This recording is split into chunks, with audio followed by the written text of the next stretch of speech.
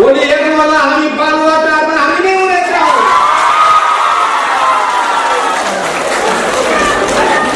माधव नेपालजीहरू नेकपा एमालेमा स्वागत छ।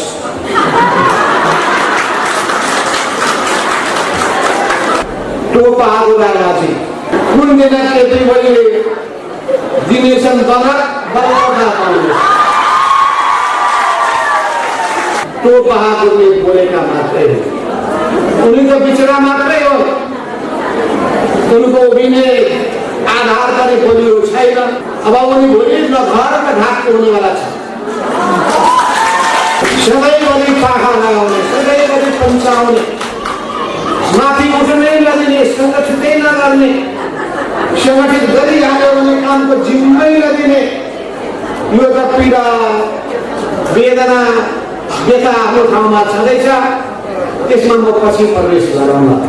सच्चिएर सही बाटोमा आउनुहोस्, कि त आफ्नै पुरानो घरमा फर्किनुहोस्, होइन भने आउनुहोस् हामीसँग हातले माग्नुहोस्। केपी ओली एमाले होइन हुने हो भने उनी बिमाले भए हुन्छ, सीमाले भए। मुखमा जे आयो त्यो बोल्ने मान्छेहरूले हामी बोल्नै जान्दैनौँ ठाने सकेका हौ। कस्ता कस्तासँग सामना गरेर आइयो, ती सबै सामु बगुरा मात्रै हो। के हुन्छ एकजना बाहिरबाट ल्याइदियो मान्छे टोपबहादुर राणाजी, उनले हामीलाई भन्दा रहेछन् माधव नेपालजीहरू नेकपा एमालेमा स्वागत छ।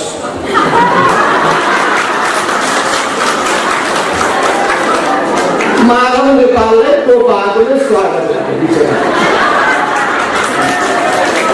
राजनीति कहिले सुरु गरेका हुन्। मैले राजनीति गरेर सङ्गठन बनाउँदाखेरि विद्यार्थी गरेर लागिरहेका मान्छेले मलाई नेकपा एमालेमा स्वागत छ। जसले एमाले निर्माण गर्यो, जसले माले बनायो, जसले कोर्डिनेसन केन्द्रको स्थापना गर्यो, त्यो मान्छेलाई स्वागत छ अरे। विषयमा कुन दिन केपी ओलीले दिनेछन् दलक बल्ल कांग्रेस।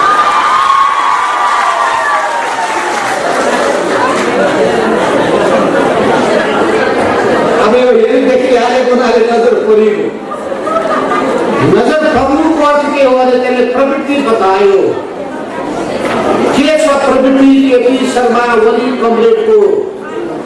त्यो प्रवृत्ति, त्यो सोच, त्यो चिन्तनलाई बिचरा टोपबहादुरले बोलेका मात्रै हो, उनी त बिचरा मात्रै हो, उनको अभिनय आधार पनि बोलियो छैन। अब उनी भोलि न घर न ढाकको हुनेवाला छ। तैपनि म एउटा मौका दिन चाहन्छु, सच्चिएर सही बाटोमा आउनुहोस्, कि त आफ्नै पुरानो घरमा फर्किनुहोस्, होइन भने आउनुहोस् हामीसँग हातले माग्नुहोस्।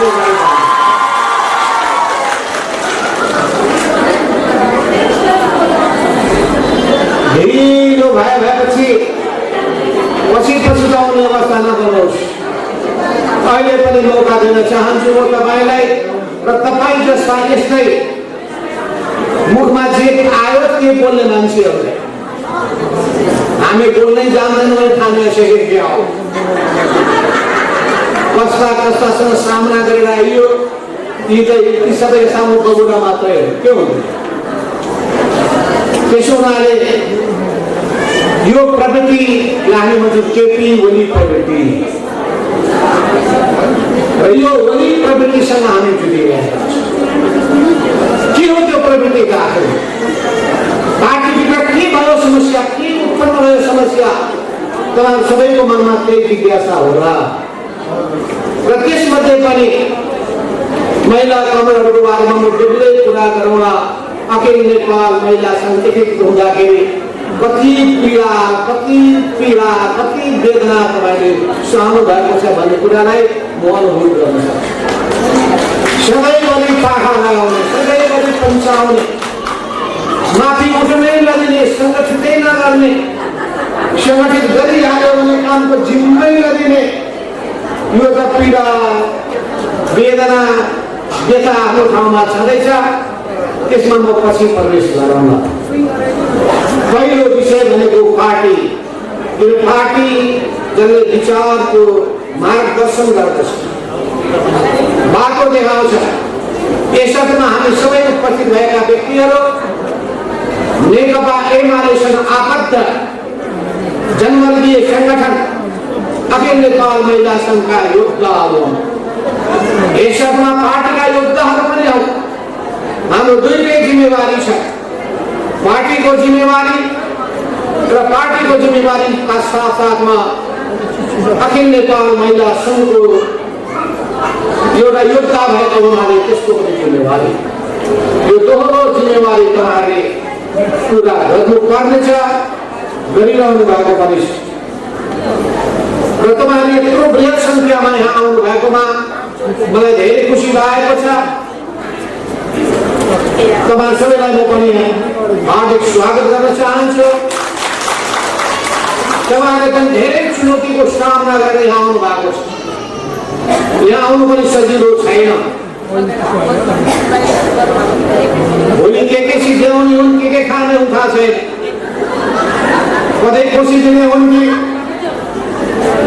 किनभने एकजना महिला हाम्रा सांसद कमिटीले मलाई भन्दै हुनुहुन्थ्यो, अरूतिर लाग्यो भने ख्याल गर, बाटामा हिँड्ने बेलामा मोटरले ठक्कर देला, ख्याल गर्नुहोस्। अर्थात् मोटरको दुर्घटनामा पार्दिन्छु भन्नुभयो, धम्काएर। उहाँले त्यसो चोटिलो जवाब दिनुभयो। मलाई धम्काउन खोजेको, तर्साउन खोजेको, वो धम्किने तर्सिने डराउने मान्छे हो।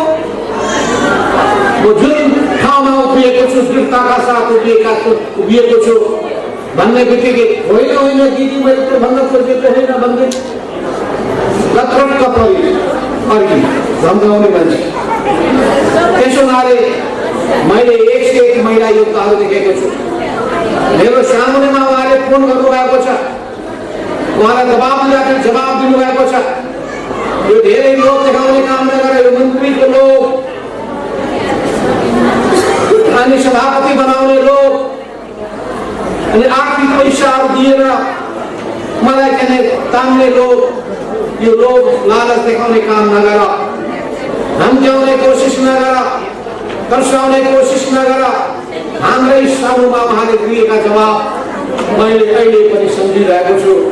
यी सबै महिला योद्धाहरूलाई म फेरि पनि अत्यन्तै सम्मानका साथ उहाँलाई लाल सलामको अभिवादन गर्न चाहन्छु। यस्तै कुराले हामीलाई प्रेरणा दिने गर्दछ, यस्तै कुराले हामीलाई हौसला दिने गर्दछ, यस्तै कुराले हामीमा कता कता उत्पन्न हुने अन्यलतालाई, निराशालाई, हताशालाई चिर्नका लागि बल प्रदान गर्दछ। आजसम्म कम्युनिस्ट आन्दोलनमा अगाडि बढेका योद्धाहरू केही विचारबाट ओतप्रोत भएर अगाडि बढेका छन्। केही विचार अध्ययन गर्दै पढ्दै अनि पुराना योद्धाहरूको जीवनी सम्झिँदै एउटा नयाँ ऊर्जा प्राप्त हुन्छ र अघि बढ्ने आँट पलाएर आउँछ। र त्यो आँट, त्यो हिम्मत, त्यो साहस तपाईँमा भएको देख्दाखेरि मलाई गौरव लागेको छ। यस अर्थमा पहिलो कुरा म भन्न चाहन्छु, हामीलाई चिन्ताहरू थोकको होइन, हामीलाई चिन्ता यो देशको चिन्ता हो। हामी देशभक्त नेपाली भएको हुनाले नेपाल राष्ट्रको स्वाभिमान कसरी जोगाउने, नेपालको मर्यादा कसरी माथि उठाउने, नेपालीको शान कसरी माथि उठाउने, हामीलाई चिन्ता त्यो हो। हामीलाई चिन्ता जनताको हो। जनताको हरिबिजोग हामी देख्न चाहँदैनौँ। गरिबी, अभाव र बेरोजगारीले पिर्सिएका, अन्याय अत्याचारमा पिर्सिएका जनताहरूको त्यो वेदना हामीले हेरेर बस्न सक्दैनौँ। त्यस हुनाले जनताको समस्याले हामीलाई केवल यस अर्थमा हामी कम्युनिस्ट पार्टी र कम्युनिस्ट आन्दोलनलाई सम्झिन पर्छ। कम्युनिस्ट विचारलाई सम्झिन पुग्छौँ, मार्क्सवादलाई हामी सम्झिन पुग्छौँ। मार्क्सवादको सिद्धान्तले नै संसारभरिका श्रमजीवी वर्गको मुक्तिको सिद्धान्त अगाडि सार्यो। त्यो लेनिनवादले नै विश्वभरिका श्रमजीवी जनताहरू एकताबद्ध हो, सबै उत्पीडित समुदायहरू एकताबद्ध हो भन्ने आह्वान गर्यो र उत्पीडित समुदायले आफ्नो मुक्तिको सिद्धान्तको रूपमा मार्क्सवाद लेनिनवादलाई ग्रहण गरे, आत्मसात गरे। महिला मुक्तिको निम्ति 101 योद्धाहरू क्लारा जेटकिनदेखि लिएर रोजा लक्जमबर्गसम्म यस्ता योद्धाहरू त्यही मार्क्सवादको सिद्धान्त र प्रशिक्षित भएर अगाडि बढे, कम्युनिस्ट राजनीतिलाई स्वीकार गरेर अगाडि बढे र यिनै योद्धाहरूबाट हामी प्रेरणा प्राप्त गर्दै अगाडि बढिरहेका छौँ। त्यसैले तपाईँ महिला योद्धाहरूलाई भन्न चाहन्छु म, तपाईहरुले सिद्धान्तलाई राम्ररी आत्मसात गर्नुहोस्, किनभने विचार शून्य मान्छेको कुनै काम छैन। विचार शून्य मानिसको उद्देश्य आफ्नो स्वार्थ मात्रै हुन्छ। विचारमा लागेका मान्छेहरूको उद्देश्य समाजको परिवर्तन र जनताको मुक्ति हुन्छ। समाजको परिवर्तन र जनताको मुक्तिको ध्येय र उद्देश्यले उनीहरू आफूलाई समर्पित गर्छन्, आफ्नो जीवन आहुति दिनका लागि तयार हुन्छन् अनि उनीहरू त्याग, तपस्या, बलिदानका कीर्तिमानहरू कायम गर्छन्। त्यही त्याग, तपस्या, बलिदान, समर्पण हाम्रा पूर्वजहरूले, हाम्रा पुराना योद्धाहरूले, अग्रणी योद्धाहरूले प्रदर्शन गर्नुभयो। त्यही बाटोमा हामी अघि बढ्न चाहन्छौँ। हिजो हामीले देशमा लोकतन्त्र नपाएको बेलामा राजतन्त्र, अझ त्योभन्दा पहिले जहानी राजतन्त्र, पछिल्लो अवस्थामा ज्ञानेन्द्रको तानाशाही, यी सबै भइरहेको बेलामा लोकतान्त्रिक अधिकारको निम्ति सङ्घर्ष गर्यौँ, आफ्नो हक अधिकारको निम्ति सङ्घर्ष गर्यौँ, राजनीतिक अधिकारको निम्ति सङ्घर्ष गर्यौँ। राजनीतिक सङ्घर्ष गर्ने क्रममा नै हामीले निरङ्कुश शासनलाई पराजित गर्यौँ, निरङ्कुशतालाई उन्मूलन गर्यौँ अनि निरङ्कुशतालाई बोक्ने 2000 वर्षको त्यो सामन्ती शासनलाई, सामन्ती व्यवस्थालाई हामीले इतिहासको लक्ष्यामा फालिदियौँ र हामीले एउटा नयाँ इतिहासको निर्माण गर्यौँ। त्यो हामीले गर्यौँ, नेपाली जनताले गरे।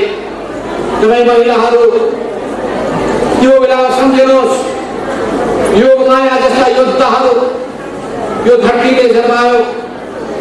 त्यो बेलामा राणाहरूको कालो शासनमा महिलाले पढ्न पाउँदैनथे, शिक्षा हासिल गर्न पाउँदैनथे। त्यो बेलामा हिम्मत गरेर उहाँ अगाडि बढ्नुभयो। शिक्षाको अधिकारका लागि उहाँले सर्ता लिनुभयो र जब उहाँलाई एउटा ठुलो चुनौती आयो, आफ्नो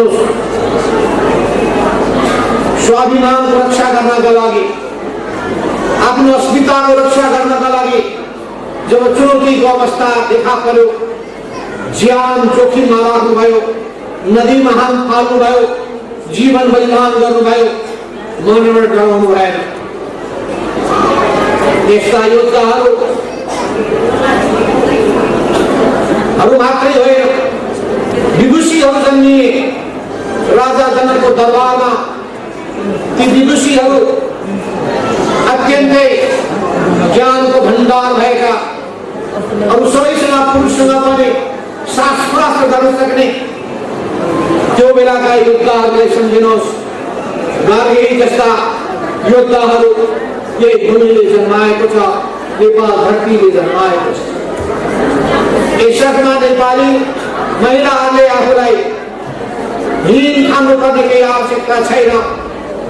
तपाईँले आफूलाई सबै हिसाबले पुरुषको जहिले पनि दासी हुनुपर्छ र माथामा बस्नुपर्छ भन्ने त्यो मान्यता राख्नुपर्ने जरुरी छैन। त्यही महिलालाई आत्मविश्वासका साथ अघि बढ्नका लागि प्रमोदनाथ प्रसिद्ध जस्ता योद्धाहरूले महिला मुक्तिको रचनाहरू, नारी बन्धन र मुक्तिका किताबहरू उहाँले अगाडि सार्नुभयो, लेख्नुभयो। महिलाहरूमा नयाँ जागरण, नयाँ चेतना उहाँले प्रदान गर्नुभयो।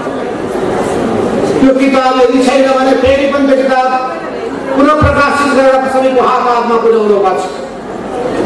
तपाईँ आमा हजुरआमा भइसकेकाहरूले आफ्ना छोरी नातिनीहरूलाई नातिनीहरूको हातमा पनि पुर्याउनु पर्छ।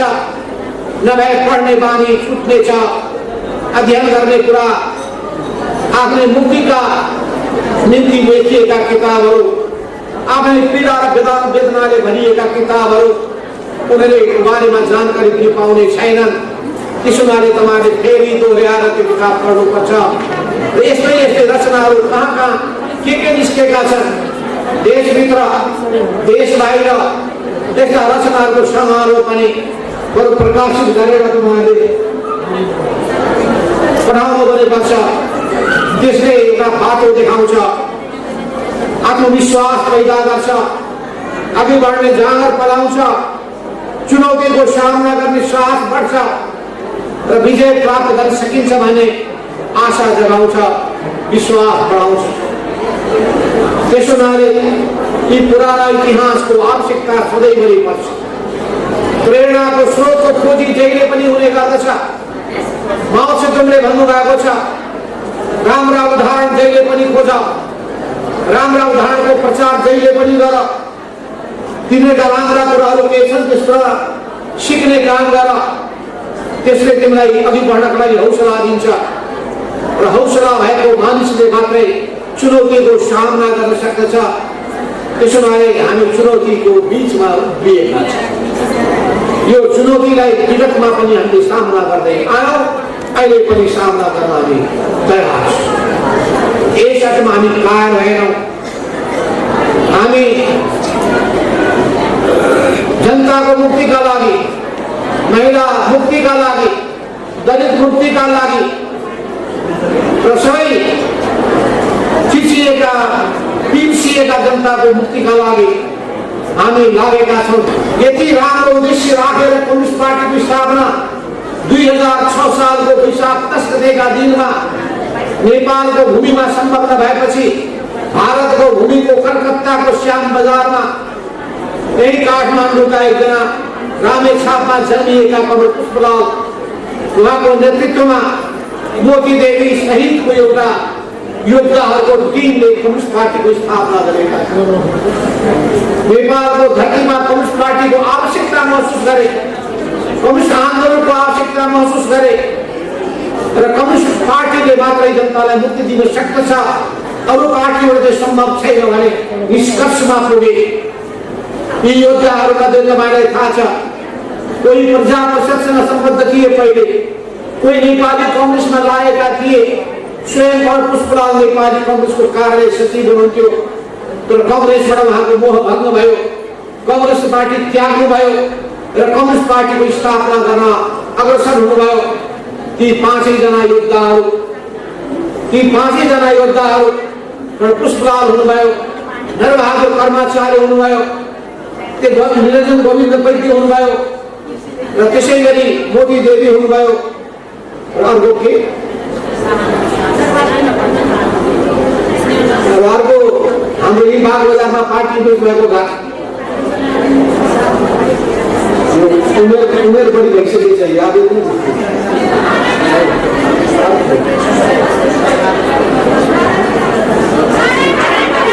नारायण विलास जोशी हो। यी 5 जना योद्धाहरूले त्यो बेलामा नेपाल कम्युनिस्ट पार्टीको स्थापना गर्नुभयो। त्यसको पहिलो पर्चामा पुष्पलालले प्रकाशित गर्नुभयो। त्यो पर्चामा उहाँले मुक्तिको सिद्धान्त अगाडि सार्नुभयो। मार्क्सवाद लेनिनवादको बाटोमा अगाडि बढ्ने, कम्युनिस्ट पार्टीको निर्माण गर्नुपर्ने आवश्यकता महसुस गर्नुभयो। त्यस बेलाका अरू पनि योद्धाहरू हुनुहुन्थ्यो, तर पार्टी गठनको बेलामा उहाँहरू सहभागी हुन सक्नु भएन।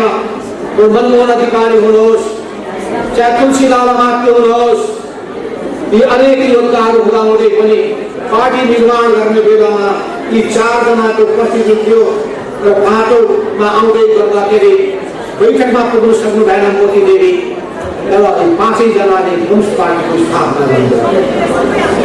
त्यही स्थापना गरेको कम्युनिस्ट पार्टी नेपालमा जनताको माझमा बिच्दै गयो, आन्दोलनमा उत्रिँदै गयो, पार्टीका जनमतीय संगठन बन्दै गए, बनाउँदै लगियो, महिला आन्दोलन अगाडि बढ्यो। यही महिला अगाडि बढ्ने क्रममा काठमाडौँको नगरपालिकाको चुनावमा साधना प्रधानले नगरपालिकाको चुनावमा जितेर उहाँले एउटा उदाहरण प्रस्तुत गर्नुभयो। त्यस हुनाले यिनै योद्धाहरू, साधना प्रधान, शाहना प्रधान जस्ता योद्धाहरू कम्युनिस्ट आन्दोलनको अग्रपङ्क्तिमा उभिएर उहाँहरू पनि सँगसँगै पुरुषसँग हाते मालो गर्दै काँधमा काँध मिलाएर अगाडि बढ्नुभयो। साधना प्रधान, शाहना प्रधान थाहा छ, साधना मनमोहन अधिकारी, त्यसै गरी शाहना र पुष्पलाल, यी 4 जना कम्युनिस्ट आन्दोलनसँग जोडिएर आफ्नो वैवाहिक जीवन पनि जोड्नुभयो, अगाडि बढाउनुभयो। यसर्थमा उहाँको विरासत हामीले थाम्नु पर्नेछ, उहाँले छाडेर जानुभएको अभिभार हामीले पुरा गर्नुपर्नेछ। त्यस हुनाले त्यही विचार मार्क्सवाद लेनिनवादको प्रकाशमा हामीले अगाडि बढ्नु छ। यो मार्क्सवाद लेनिनवादको सिद्धान्तबाट हामी लयस भएर अगाडि बढ्नुपर्छ। त्यही विचारलाई नै पछि गएर हामीले जब अनेक उतार चढाव र कम्युनिस्ट पार्टी अगाडि बढ्यो, त्यो सबै सन्दर्भमा म जान चाहन्न, तर गोकर्ण विश्व पनि हुनुहुन्छ र यो अष्ट लक्ष्मी साकेकाउ पनि हुनुहुन्छ, उहाँले पनि भन्नुहुनेछ। यति मात्रै मैले भन्न चाहन्छु कि यस्तै योद्धाहरूले अगाडि बढ्नु भएको बाटोमा हामीले अगाडि बढ्नुपर्छ।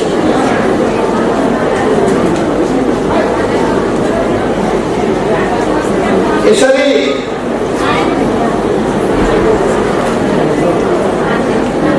त्यसै बेलामा ती योद्धाहरूमध्ये द्वारिका देवी ठकुराइन जस्ता योद्धाहरू पनि यो आन्दोलनमा सहभागी हुनुभएको थियो। यो पुरानो समयमा मात्रै होइन, पछिल्लो कालमा पनि सम्झिने हो भने विभिन्न ठाउँमा त्यस्ता महिला योद्धाहरू सहभागी हुँदै जानुभयो, अगाडि बढ्दै जानुभयो र यो सबै वर्ग समुदायको बिचमा पुग्यो।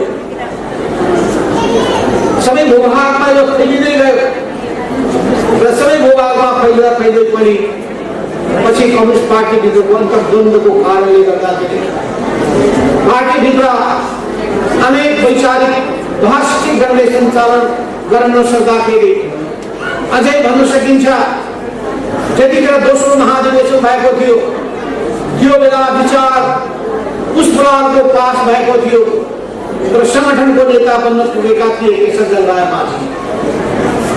विचार एउटाको नेतृत्व अर्कैको भएको हुनाले कम्युनिस्ट पार्टी विसर्जनको दिशामा जान थाल्यो। कम्युनिस्ट पार्टीले बाटो बिगायो। पछिल्लो केशरजन राय माझीले उनले कम्युनिस्ट आन्दोलनमा घात गरे, राजालाई समर्थन गरे, प्रजातन्त्र विरोधी कुलाई समर्थन गरे र उनले पञ्चायती व्यवस्थालाई समर्थन गर्न पुगे। त्यसले पार्टीभित्र ठुलो वैचारिक द्वन्द्व सृजना गर्यो। अरू योद्धाहरूले अलग पार्टी, त्यही पार्टीलाई एकताबद्ध बनाएर राय माझीलाई छोडेर अगाडि बढे। तेस्रो महाधिवेशनसम्म फेरि सँगसँगै अगाडि बढे। तेस्रो महाधिवेशन पछि फेरि द्वन्द्व देखा पर्यो। द्वन्द्व देखा परिसकेपछि त्यो पार्टी एकीकृत भएर अगाडि बढ्न सकेन। झन्डै केन्द्रविहीन अवस्था हो। त्यो केन्द्रविहीन अवस्था हुँदाखेरि कतिपय मान्छे निराश पनि भए, तर केही योद्धाहरू फेरि निराश भएनन्। अझ नयाँ पिँढी आयो, त्यही बेला नयाँ पिँढी आयो, अगाडि बढ्यो। पुराना योद्धाहरूलाई उसले बिर्स्यो अनि नयाँ पङ्क्ति अगाडि बढ्यो। त्यस बिचमा पुराना योद्धाहरू पनि आफ्नो हिसाबले गतिशील नै हुनुहुन्थ्यो। पुष्पलाल आफ्नो ठाउँमा क्रियाशील हुनुहुन्थ्यो, मनमोहन अधिकारी आफ्नो ठाउँमा क्रियाशील हुनुहुन्थ्यो।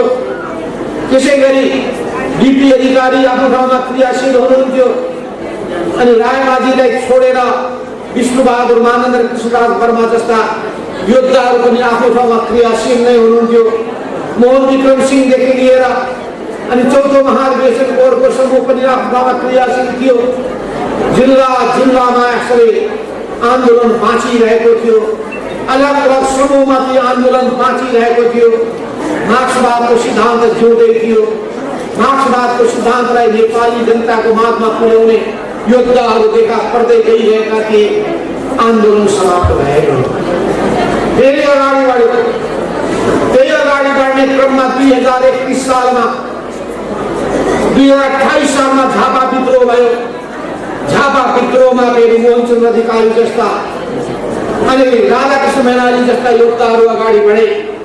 त्यही अगाडि बढ्ने क्रममा हामी 2031 सालमा सिपी मैनाली र दुईजना हामी मिलेर त्यस्तै पर्चा निकाल्यौँ। 31 सालको जेठ महिनामा 31 सालको जेठ महिनामा पर्चा निकालेर विराटनगरबाट त्यो पर्चा निकालेर अनि देशव्यापी रूपमा फैलाउने क्रममा म आएँ। यहाँ पिस्कर सिन्धुपाल्चोक यस ठाउँमा म आउँदाखेरि अमृत बोहरासँग भेट भयो। भूपेन्द्र नेपालीसँग भेट भयो। जेएन खनालसँग भेट भयो। यी सबै योद्धाहरू मिलेर हामीले 32 सालमा कोर्डिनेसन केन्द्रको स्थापना गर्यौँ। ती स्थापना गर्ने 8 मध्ये 4 जना छैनन् हामीसँग। अहिले पनि 4 जना हामीसँगै जोडिएका छन्। 1 जना पनि केपी ओलीसँग जोडिएका छैन।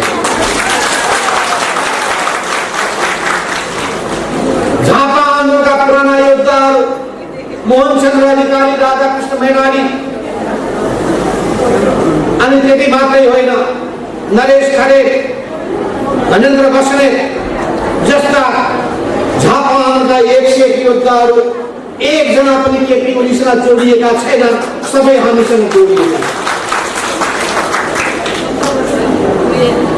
त्यसरी 32 सालमा सुरु गरेको कोर्डिनेसन केन्द्र पछि गएर यो कुरालाई विस्तार गर्दै लगियो। धेरै समूहहरू आबद्ध हुँदै गए अनि जीवराज आशिकको नेतृत्वमा बोधनाथ, प्रसिद्ध वामदेव गौतम जस्ता योद्धाहरू, सिद्धनाथ देवालीदेखि लिएर यी सबै योद्धाहरू हामी मदन भण्डारी जस्ता योद्धाहरू फेरि एकताबद्ध भइसकेपछि त्यसले नयाँ ऊर्जा प्राप्त गर्यो। 2034 सालमा पनि हामी एकताबद्ध भयौँ। 35 सालमा नेकपा मालेको स्थापना गरियो। त्यो माले स्थापना गर्दाखेरि केपी ओली थिएनन्। 32 सालमा स्थापना गर्दाखेरि केपी ओली थिएनन्। केपी ओली थिए तर जेलमा थिए। जेलमा 30 सालमा जेलमा जाने केपी ओली 29 सालमा मेरै डेरामा विराटनगरमा बसेका थिए मोहनचन्द्र अधिकारी र केपी ओली। अनि उहाँहरू नै रौतहट जिल्लामा मैले नै लिएर गएको उहाँहरूलाई त्यहाँ लगिसकेपछि त्यहीँबाट गिरफ्तार भएर उहाँहरू जेल जानुभएको थियो। त्यस हुनाले मैले केपी ओलीको केही पनि योगदान छैन म त्यस्तो भन्दिनँ। र जेल बसेको हुनाले उहाँले बाहिरको सङ्गठनमा उहाँको भूमिका रहे। जेलको भूमिका कस्तो रह्यो जेलमा बस्ने योद्धाहरूले बताउनुहुनेछ। म त्यस बारेमा भन्न चाहन्छु। र मैले सुन्दाखेरि त्यहाँ पनि सबै दुःख मात्रै दिनुहुन्थ्यो भने सुने।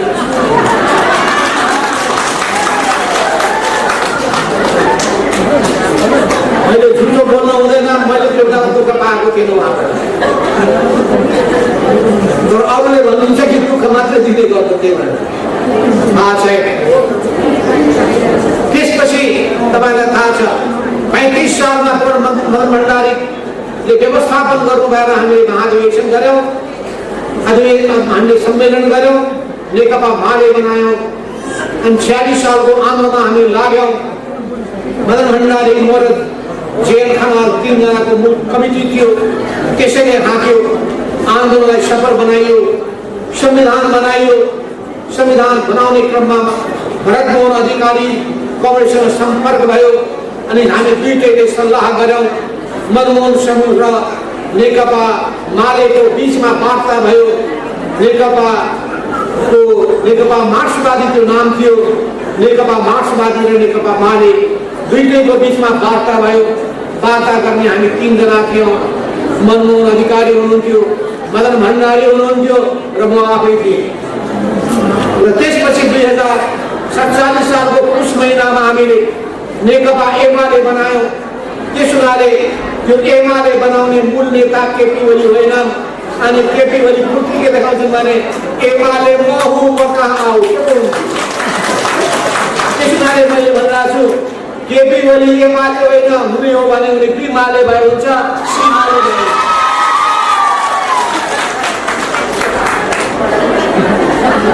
त्यस हुनाले यो अरू कुराको भाग नदेखाए हुन्छ हाम्रो सामु। अनि उसले हिजो व्यङ्ग्यमै बनाएको छ, हामी यहाँ छौँ भनेर माइती घरमा बसेर जानु। हामी त यहीँ छौँ। यहाँ कालीमाटीमा भन्यो कालीमाटीमा छ, सानेपा भन्यो सानेपामा छ, माइती घर मण्डला भन्यो माइती घर मण्डलामा छ।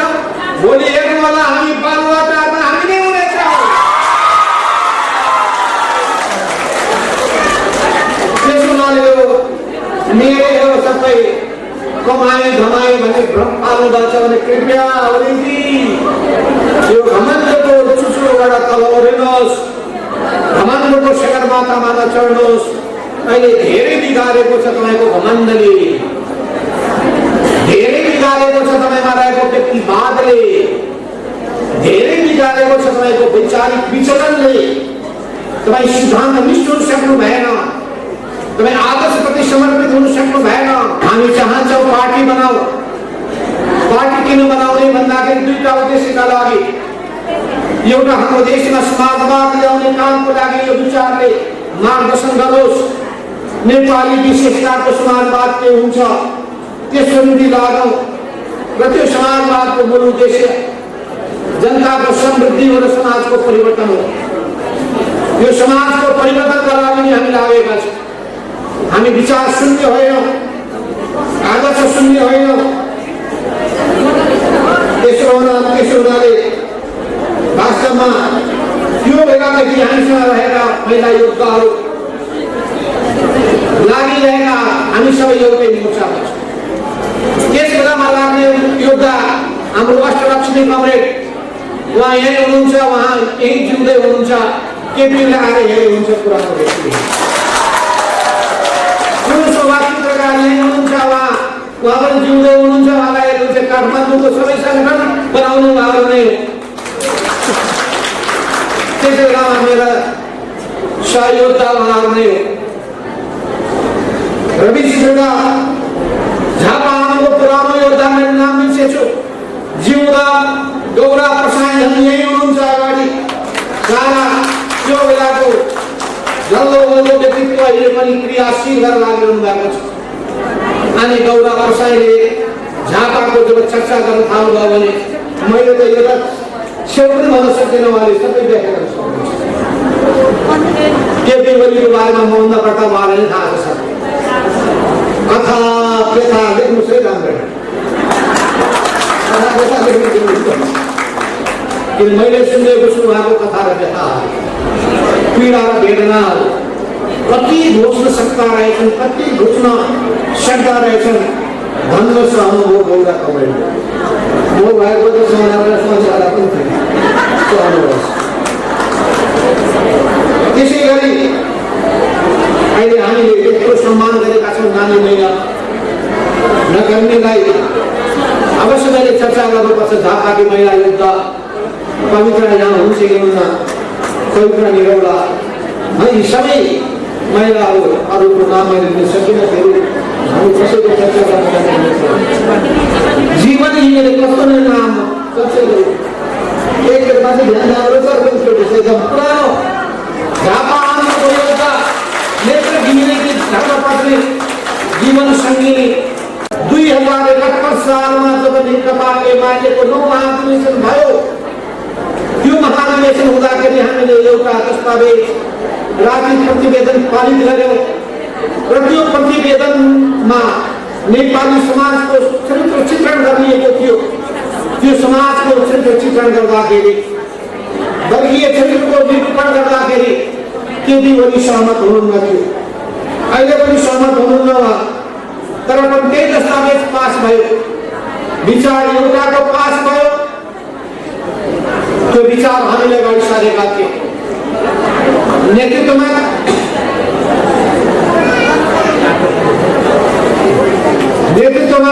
केपी ओली जित्नुभयो र त्यही दिनबाट नेपाल कम्युनिस्ट आन्दोलनमा सङ्कट उत्पन्न हुन थाल्यो। त्यही दिनदेखि सङ्कट खडा भयो र तपाईँले सुन्नुभएको होला प्रत्येक बैठकमा विवाद हुन्थ्यो। किन विवाद हुन्थ्यो भने उहाँलाई मत नदिने कुनै पनि मान्छेलाई उहाँ जिम्मा दिन चाहनुहुन्थ्यो, सङ्गठित गर्न चाहनुहुन्थ्यो, उसलाई उसको पत्ता समाप्त गर्न चाहनुहुन्थ्यो, उसलाई समाप्त पार्न चाहनुहुन्थ्यो। यो सबै सन्दर्भमा पहिले पनि कति दुःख दिनुभएको थियो जेल खानाले बताउनुहुनेछ। थापाको सन्दर्भमा पनि केपी ओलीको सन्दर्भमा मभन्दा नजिकै इलामवासी भएको हुनाले पनि कोअर्डिनेसन कालको पुरानो योद्धाहरू जेल खानाले यी सबै सन्दर्भमा पनि भनिसक्नुहुनेछ।